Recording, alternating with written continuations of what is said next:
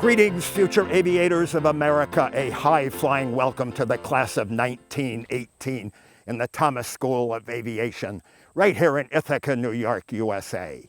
Now, Mr. Thomas spared no expense to make these masks exclusively for us in the Thomas School of Aviation. You won't see these anywhere else in town. Wear them proudly, wear them protectively. Yeah, Mr. Thomas, good morning. They love the mask. They're all wearing their masks. So am I. All right, just get the professor on the phone. We'll have you up and flying again this afternoon, but first a field trip to an actual field this time. This is not just any field. This field is on the top of a mountain. This particular mountain is called Mount Pleasant. We're in the town of Dryden. To get here from Ithaca, you had to navigate eastward, I think. Yeah, eastward. Now, who flew up here this morning? You see, that was a trick question. Remember, airplanes and mountains are not compatible. If you're flying along and you see a mountain looming up ahead, what are you going to do? Right. You're going to gain altitude, go over the mountain, you're going to go around the mountain. Do not try to land on a mountain, especially when there's a big white thing like this on the mountain. So who knows what this white thing is? Right, this is a telescope observatory. There's another one just like this down on the Cornell campus. We can't go there today because of the virus. Luckily, there's a third observatory on the campus of Amherst College in Massachusetts. And standing outside the Amherst Observatory is a famous astronomer who was born right here in Ithaca. Students of the Thomas School of Aviation, I proudly present on the topic of celestial navigation, Professor David Peck Todd of Amherst University. Okay, he's not ready. He's still in his pajamas. You know, Professor, we can't really see you on the telephone. Let us know when you're ready. I'll just wing it from here. David Peck Todd was born in 1855 in the town of Lansing, in the neighborhood of Lake Ridge.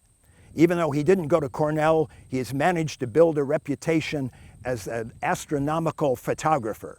He takes photographs of celestial things. In particular, he is known for developing a mechanical system to make sequential photographs during a total eclipse of the sun. You know what an eclipse is, right? Yeah, exactly. The sun is up blazing in the sky in the middle of the day. Along comes the moon. It gets in between the sun and the earth. Slowly, it moves across the face of the sun. It starts to block out the sun. All this time, Professor Todd is taking pictures. Snap, snap, snap, snap. The sun is blocked out. It gets eerily dark on Earth. Primitive people are going, "Oh no, our sun is gone. We're all going to die." Scientific people like you and me, we know this too will pass. The sun will come back.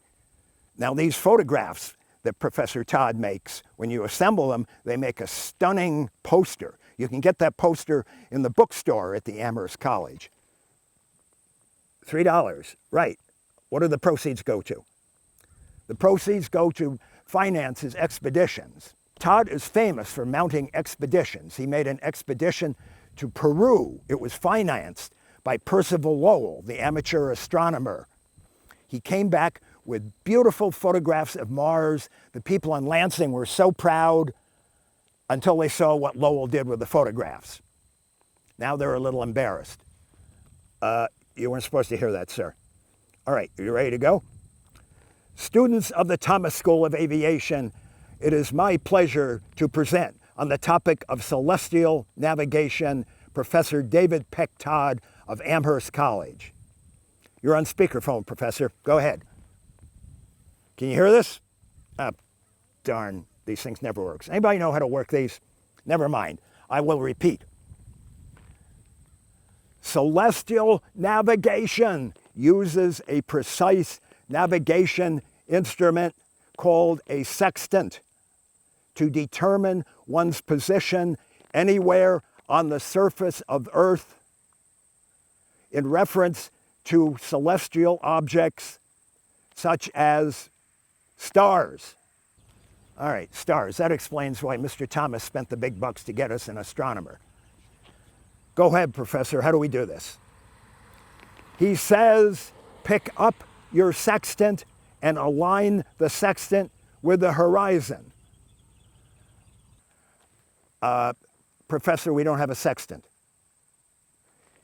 He says, go down to the boat and get the sextant. You want to run down to the boat? No, never mind. We don't have a boat. Professor, there's been a misunderstanding. These students are learning to fly single-seat airplanes. They don't have any free hands. There's no room for a navigational instrument of any kind. I'm sorry to waste your time. This was all my fault. I apologize on the part of Mr. Thomas. This was not my idea. The check is in the mail. See you now. He says, no problem. Show them the pictures he took of Mars. He says, you can clearly see the canals on Mars. You can see the water in the canals that comes from the melting polar ice caps. Professor, are you sure you have the right planet? Okay, Mars. This proves that Martian farmers built the canals to irrigate their crops. Okay, that must be the pictures you sent in the mail. All right, I'm putting down the phone.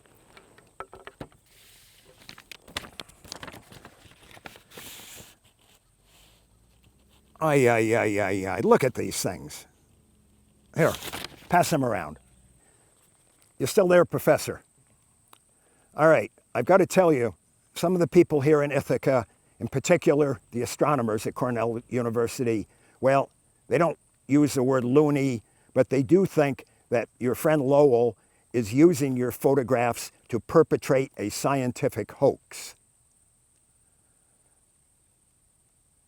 I'm sorry. I'm not shouting. You're shouting. No. Anyway, I've looked at your photographs before Lowell got a hold of them. I did not see any canals. It looks like somebody took a Sharpie and drew those canals in. Uh-oh. He's getting mad now. He says, if the astronomers at Cornell are so smart, they should send rovers to Mars to look for water. Yeah, in your dreams, Professor. Hanging up now. All right, that's all the time we have today. Any questions? Good. See you next class, and thank you for choosing the Thomas School of Aviation.